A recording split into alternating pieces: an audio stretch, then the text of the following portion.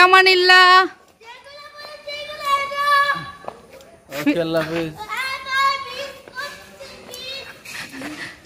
পূর্ণিমা আমাদের মিস করা শুরু। আসসালামু আলাইকুম রহমতুল্লাহ, welcome to my channel and my page.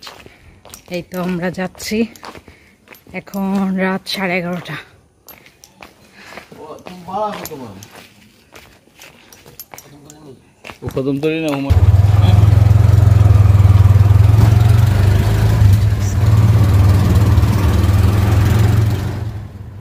ভিডিওর শুরুতেই আপনারা দেখতে পেলেন মন ওপর থেকে আমাদেরকে চিৎকার করে করে বিদায় দিচ্ছে, আর আমাদের চলে যাওয়ার আগে থেকেই ওর মিস করা অলরেডি শুরু হয়ে গিয়েছে।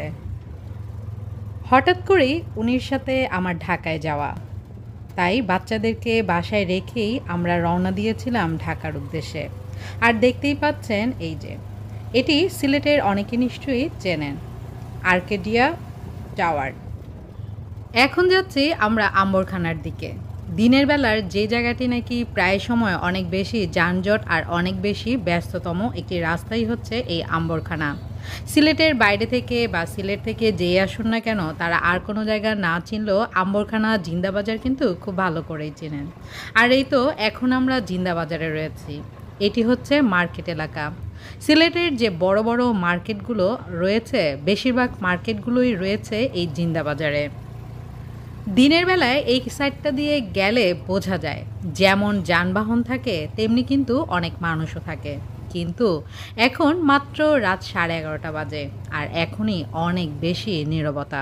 আর আপনারা তো জানেন বাংলাদেশ সরকার নিয়ম করেছে রাত 8টার পরে সব মার্কেটই কিন্তু বন্ধ থাকবে। এজন্য রাত 8টা বাজার সাথে সাথেই শপিং মলগুলো এবং বাইরের এই দোকানগুলো সব কিছু একদম বন্ধ হয়ে যায়। রাত্রে এগুলো বিক্রি করতেছে হকাররা।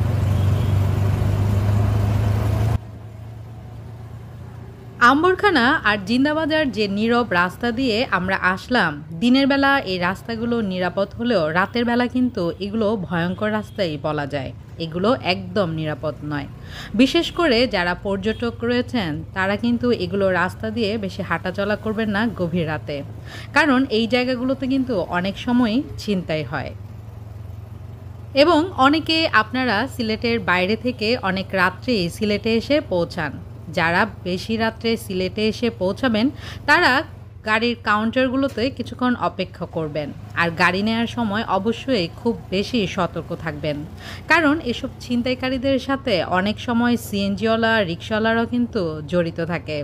তাই যারা সিলেটে ঘুরতে আসবেন, বিশেষ করে নাইট কোর্সগুলোতে এসে সিলেটে পৌঁছাবেন, তারা অবশ্যই একটু নিরাপদে আসার চেষ্টা করবেন আর খুব সতর্ক হয়ে আসার চেষ্টা করবেন। আর এই তো আমি বকবক করতে করতে আম্বরখানা জিন্দাবাজার পার হয়ে চলে এসেছি বন্দরবাজারে। আর বন্দরবাজারের পরিবেশ কিন্তু আম্বরখানা আর জিন্দাবাজার থেকে একদমই আলাদা। এখানে যেমন মানুষ এত রাত্রে, তেমনি এখানে অনেক যানবাহনও রয়েছে।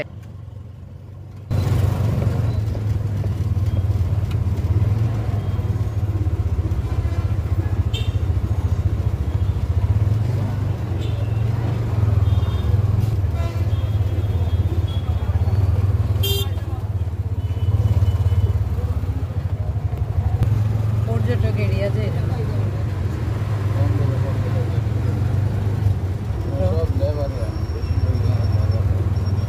এত রাত্রে এই যে সিএনজি নিশ্চয়ই এখানেই পায়।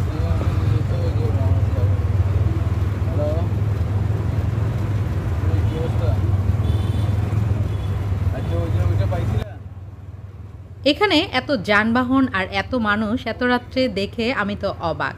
আসলে এই জায়গাটা আমার কাছে ঢাকার গুলিস্তানের মতো মনে হয়। তবে ঢাকার গুলিস্তানেও কিন্তু এত রাতে এত মানুষ থাকে না, কিন্তু এখানে কিন্তু অনেক মানুষ আর অনেক গাড়ি ঘোড়া। এগুলো দেখে আমি আমার উনিকে জিজ্ঞেস করেছিলাম এখানে এত মানুষ কেন। ওনার কাছ থেকেই জানতে পারলাম এখানে এত মানুষ কারণ সিলেট শহরে যারা আসে বা সিলেটের বাইরে থেকে যারা বিভিন্ন কাজকর্মের জন্য আসে, ওনারা এখান থেকেই গাড়ি নিয়ে যেখান থেকে আসে সেখানেই যায়। আর এই জন্যই এখানে অনেক রাত্রেও কিছু হোটেল খোলা থাকে এবং এত বেশি যানবাহন থাকে।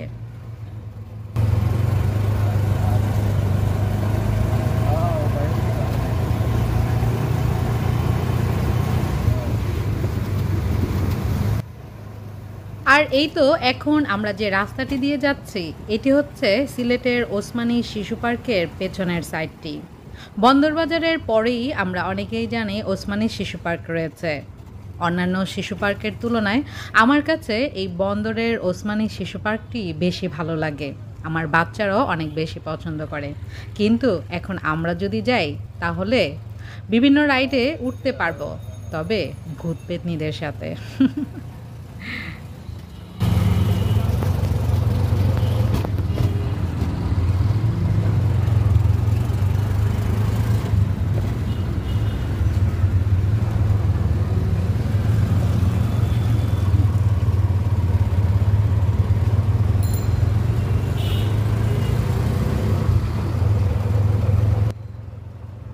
আর এই তো এখন আমরা চলে এসেছি হাফিজ কমপ্লেক্সের সামনে। এটি সিলেটের অনেক পুরাতন একটি কনভেনশন হল। অনেক বিয়ে, অনেক জন্মদিনের অনুষ্ঠান সহ অনেক কিছুই এখানে হয়। এই সাইডে হাসপাতাল থেকে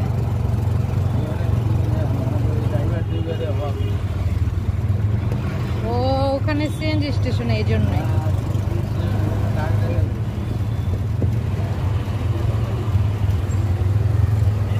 এই জায়গা তো মনে হয় না এরা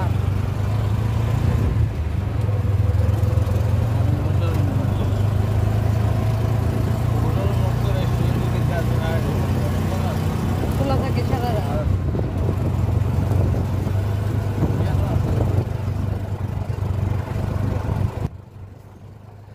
আমরা চলে এসেছি এখন সোবানীঘাটে।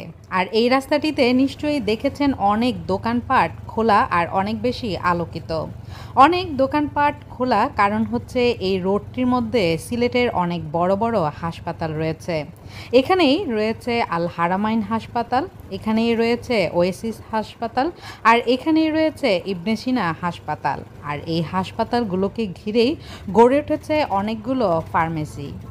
রোগ যেহেতু দিন রাত এগুলো দেখে আসে না, রোগীর যখন তখনই ওষুধের দরকার হতে পারে, তাই এই ফার্মেসিগুলো সবসময় খোলা থাকে। আর এজন্যই এই জায়গাগুলোর মধ্যে মানুষের অনেক বেশি আনাগোনা আর এত বেশি আলোকিত থাকে। বকবকলাকি বকবক করতে করতে আমরা সোবানীঘাট পার হয়ে মেহেন্দিবাগ পার হয়ে এখন উপশহর ওভারটেক করে চলে এসেছি নতুন ব্রিজের কাছাকাছি।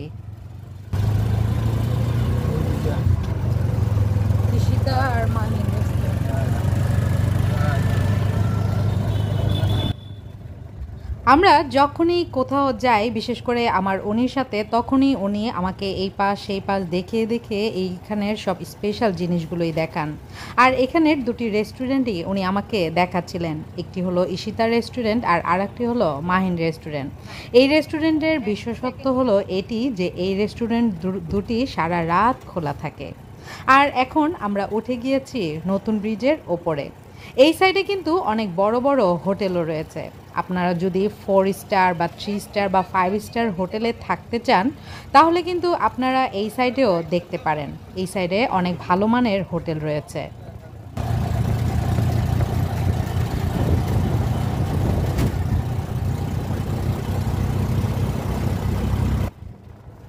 ব্রিজের ওপরে উঠে আমার একটু একটু ভয় লাগছিল, কারণ সিলেটের অনেক ভয়ঙ্কর এলাকার মধ্যে এই ব্রিজটাও কিন্তু পড়ে। এই ব্রিজের লাইটগুলো একদম টোটালি বন্ধ, অন্ধকার। এখানেও কিন্তু অনেক ছিনতাই হয়। তাই আমি যখন ভিডিও করছিলাম অনেক ভয়ে ভয়ে ভিডিও করছিলাম। আর যদি আমার গাড়ির পাশ দিয়ে কোনো বাইক যায় বা কোনো মানুষ যায় তখন তো আমি ভয়ে শেষ। মনে হচ্ছিল এই নাকি আমার মোবাইলটা ছিনিয়ে নেয়। আমরা এখন চলে এসেছি কদমতলীতে। সিলেটের ম্যাক্সিমাম বাস স্ট্যান্ডই রয়েছে এই কদমতলী। এসি বাসের মধ্যে গ্রিন লাইন, লন্ডন এক্সপ্রেস আর এনা এখান থেকেই ছাড়ে। এছাড়া নন এসি বাসগুলো আপনারা এই কদমতলী থেকেই পাবেন। ইউনিক, হানিফ সহ আরও অনেকগুলো গাড়ি রয়েছে এখানে। ও গ্রিন লাইন চলে এসেছি আমরা গ্রিন লাইন কাউন্টারে। আমাদের গাড়ি আসছে নাকি?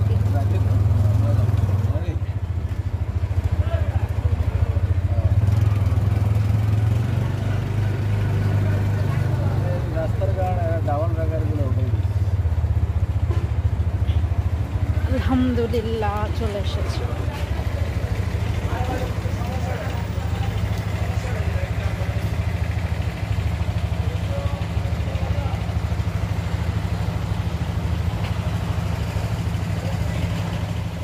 Now we are waiting.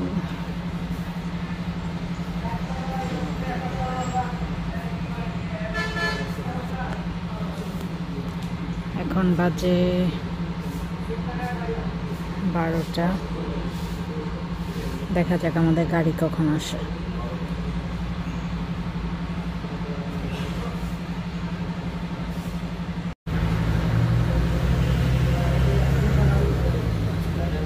এই তো আমাদের গাড়ি।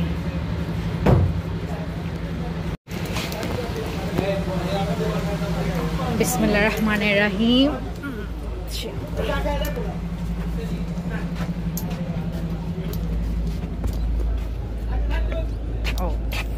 আমাদের সিট, আলহামদুলিল্লাহ আমরা গাড়িতে উঠে গিয়েছি। আমাদের সিটটা খুব ফার্স্ট ক্লাস জায়গায় পড়েছে, একদম সামনে।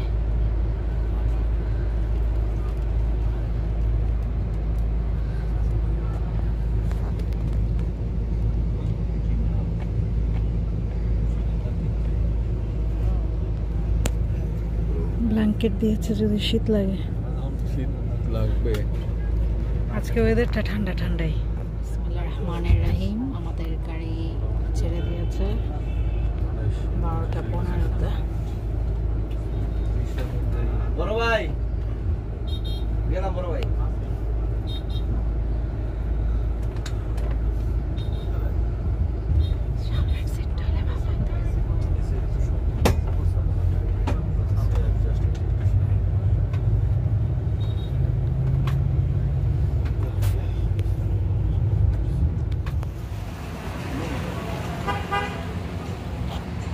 আমরা এখন বিরতিতে হালকা নাস্তা করে নিয়েছি হোটেল জান্নাত রেস্টুরেন্ট অ্যান্ড রিসোর্ট।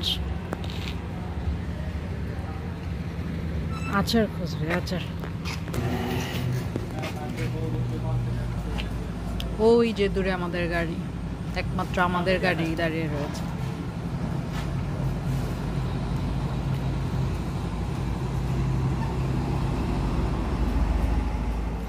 আমাদের বিরতি শেষ, এখন আমরা আবার গাড়িতে উঠছি।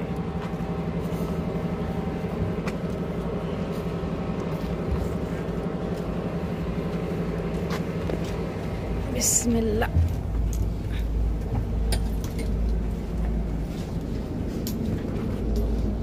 সারা রাত গাড়ি চলতে চলতে কিন্তু ঢাকায় এসে পৌঁছেছি আমরা সকাল ভোরে। আর একটি ইনফরমেশান আপনাদেরকে দেয়া খুবই জরুরি, আর সেটি হচ্ছে ঢাকা থেকে সিলেট বা সিলেট থেকে যদি আপনারা ঢাকায় এসি বাস করে যেতে চান তাহলে আপনাদেরকে টিকিটের মূল্য দিতে হবে 1500 টাকা। এটি আপনারা অনলাইনেও বুকিং দিতে পারেন অথবা সরাসরি আপনারা এসেও টিকিট নিয়ে যেতে পারেন। চলে এসেছি ঢাকা।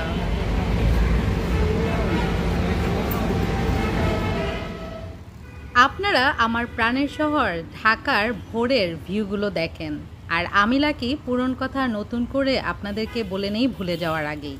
আপনারা যারা আজকে আমার ভিডিওটি প্রথম দেখছেন তারা অবশ্যই আমার চ্যানেলটি সাবস্ক্রাইব করে বেল আইকনটি ক্লিক করে রাখবেন, যেন আমি ভিডিও আপলোড করার সাথে সাথেই আপনারা নোটিফিকেশন পেয়ে আমার ভিডিওগুলো দেখতে পারেন। আর অবশ্যই কমেন্টসের মাধ্যমে জানিয়ে দিবেন আমার ভিডিওগুলো আপনাদের কাছে কেমন লাগে, আর আমার ভিডিওর মাধ্যমে আপনারা আর কি দেখতে চান।